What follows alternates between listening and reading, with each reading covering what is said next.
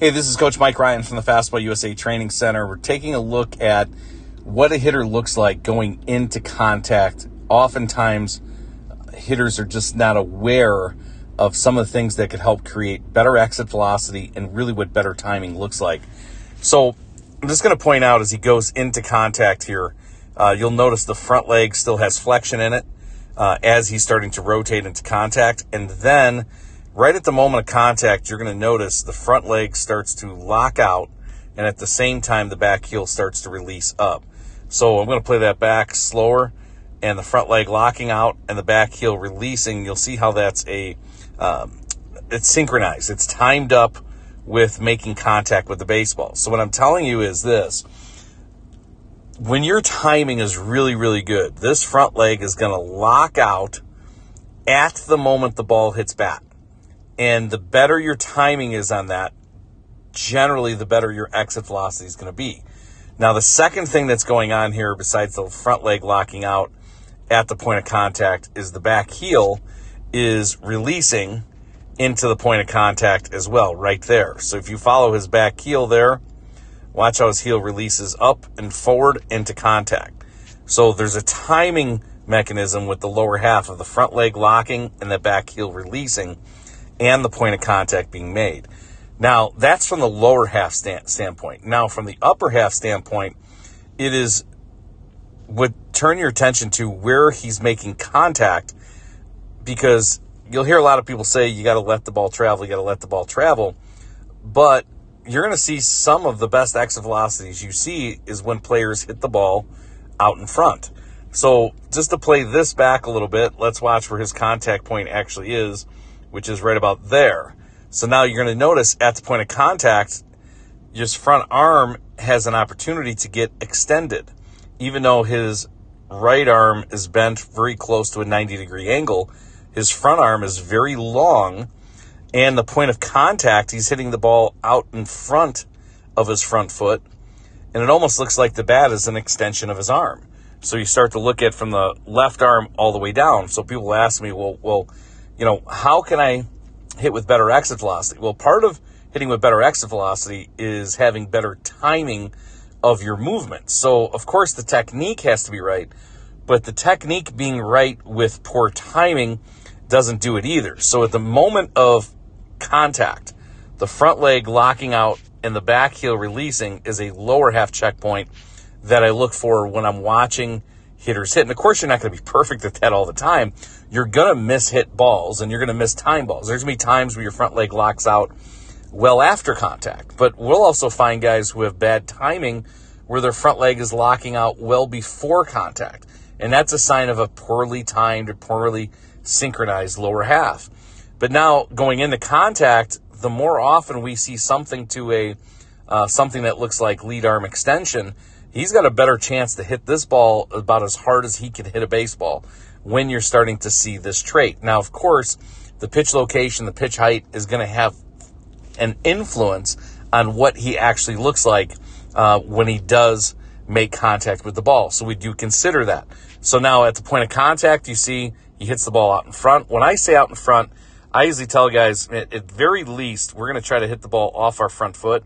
We're trying not to hit too many balls inside our front foot, and certainly not inside our front knee. So when we're hitting balls out in front here, and this is an area I refer to as from roughly about where the front foot is to roughly where he's hitting the ball. This is an area that we call green. And when we make good contact out in front like that, we're going to hit a lot of balls really, really hard. Now, the flight of it, okay, you may mishit it, you may not, but you're going to hit it hard. And you may hit a smoking hard ground ball.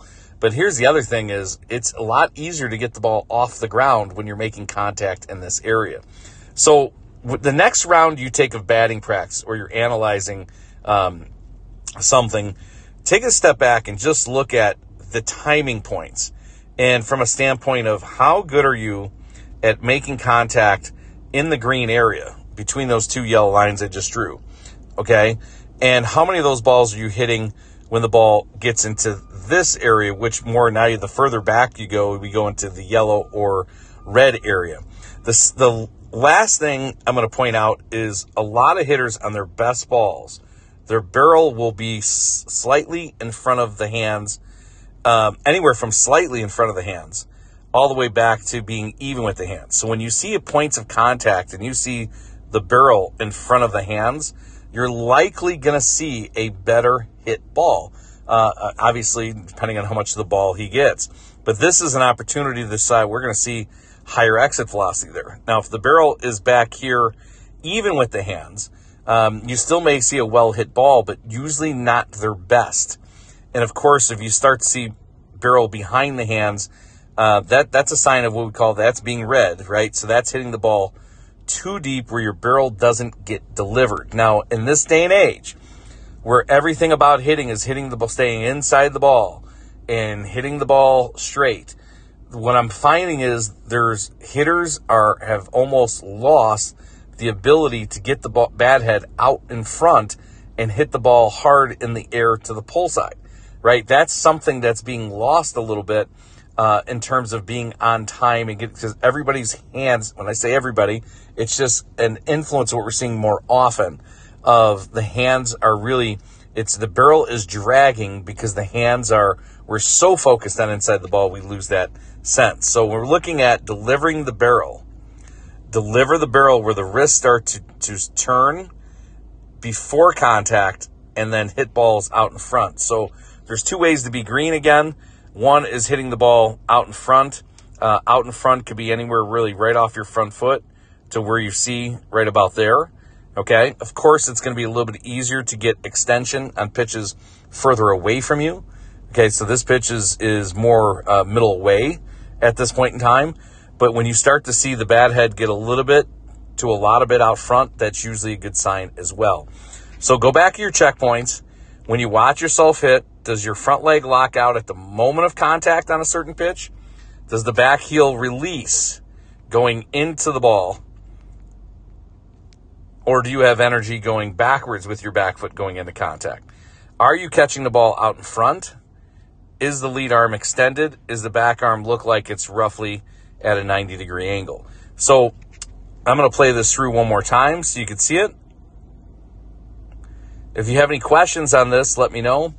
Again, this is Coach Mike Ryan from the Fastball USA Training Center. You could reach out to me by email, fastballusa@hotmail.com, or check out our website, fastballusa.com, and check out all of our explosive hitting products, as well as check out our explosive hitting camps that we have multiple times per year.